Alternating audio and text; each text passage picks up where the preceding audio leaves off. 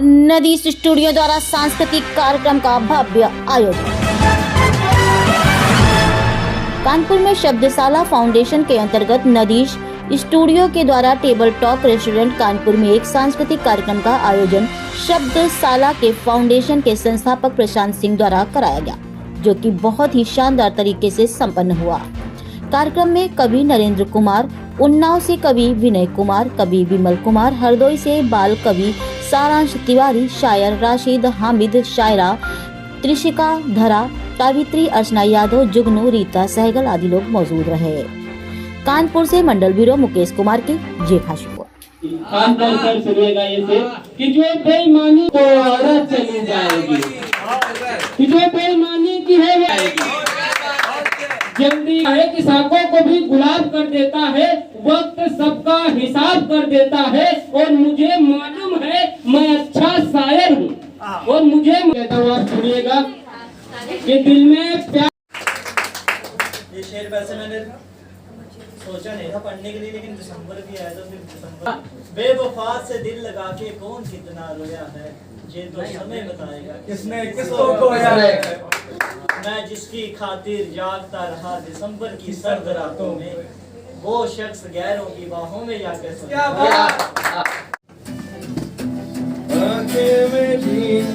हर जगह ढूंढे कैसे हुआ, कैसे हुआ, कैसे हुआ इतना जरूरी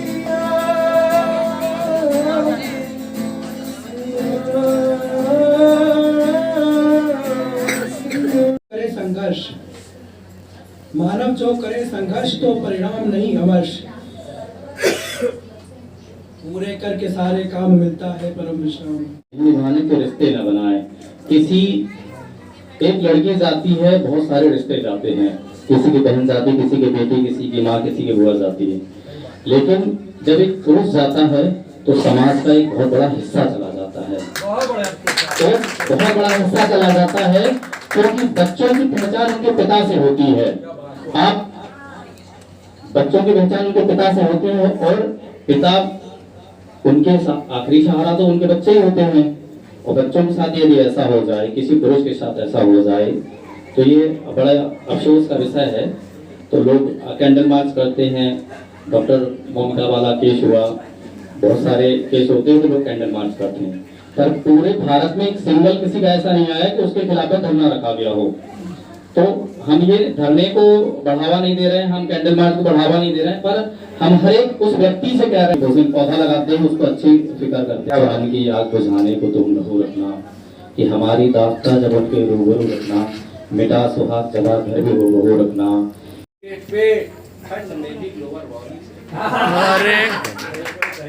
और फिजिक्स कमजोर हो गया हूँ थोड़ा आजकल, मेरी जिंदगी की केमिस्ट्री से लगती है। और अक्सर शाम में याद करके मुस्कुरा देता हूँ तुम्हें, अक्सर शाम में याद करके मुस्कुरा देता हूँ तुम्हें। पता नहीं मेरी माँ की सुंदर बहू क्यों लगती है। चीजें जब थोड़ी आगे बढ़ती हैं तो क्या बातें होती है, इस पे भी थोड़ी बात करते हैं। अंग्रेज के पास तुम सादा श्वेत ही जचती हो, और तुम्हारे लब गुलाब की कली की तरह, तुम्हारे लब गुलाब की कली की तरह है, फुलवारी में रास रानी सी लगती है। उस पार क्या मुझे लेने इस पार आ सकती हो, और मत थामने दो किसी अजनबी को हाथ अपना, मत थामने दो किसी अजनबी को हाथ अपना, मेरे जीवन के जीवन संजनी से।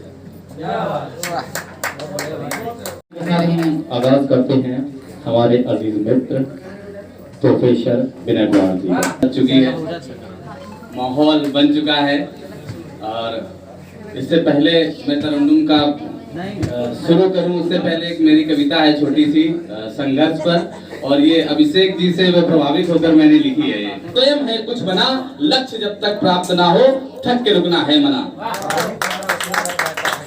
एक जाता है ये जीवन रण कुरुक्षेत्र सा है, ये जीवन रण कुरुक्षेत्र सा है, लड़ना तुम स्वीकार करो, दुर्योधन पग पग पर है, तुम अर्जुन बन हुंकार भरो, दुर्योधन एक उद्देश्य है नदीश शब्दशाला फाउंडेशन की तरफ से कि नदीश स्टूडियो की तरफ से जो एक कार्यक्रम आज रखा गया है ओपन माइक का, इसका एक सीधा साधा उद्देश्य ये है कि जो प्रतिभाएं हमारे घरों में जो छिपी हुई हैं, जिनको एक मंच नहीं मिल पा रहा है, उस मंच को एक मंच देने के लिए, लोगों को बाहर निकालने के लिए, जैसे कि कहते हैं कि हीरा जब कोयले की खान से हीरा निकाला जाता है, वैसे ही घरों में जो प्रतिभाएँ छिपी हुई हैं उनको बाहर निकालने के लिए इस मंच का एक ही उद्देश्य है कि लोग बाहर आएँ, अपनी प्रतिभा बाहर अपनी उजागर करें, लोगों को एक नया संदेश दें और जो इंसान के पास हुनर है उसको दबाया ना जाए।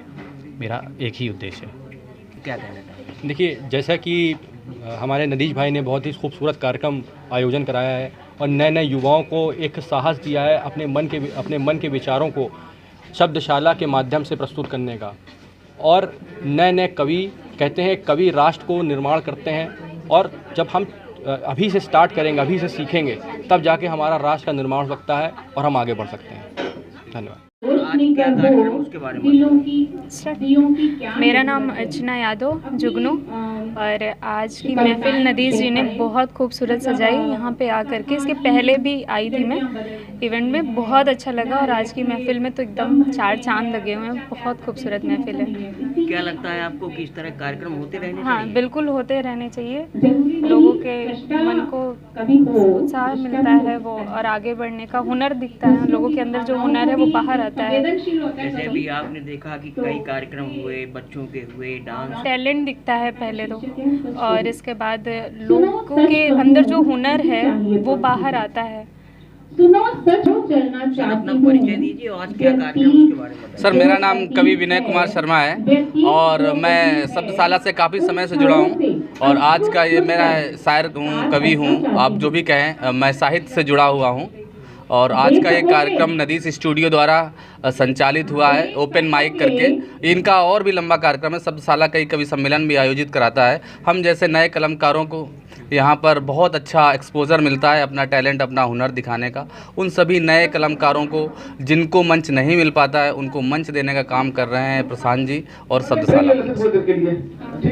क्या संदेश देना चाहेंगे समाज के लोगों को? क्या कार्यक्रम?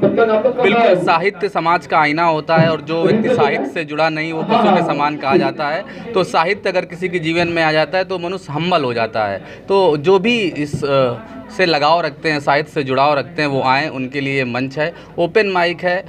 इससे जुड़ें शब्दशाला से और आकर के अपना हुनर दिखाएं, अपने बच्चों को आगे बढ़ाएं। इससे समाज में एक नए तरीके का संचार होगा। अपने हुनर को जो मंच नहीं मिलता है वो मंच मिलेगा। एक अंदर कि उन्हें लिखने के लिए कभी कोई एक खास मौका जो है अच्छा लगता है, जैसे कोई रिमझिम बरसात हो रही है, तो कुछ ऐसा है क्या? बिल्कुल ऐसा नहीं है। कवि कल्पनाओं का होता है।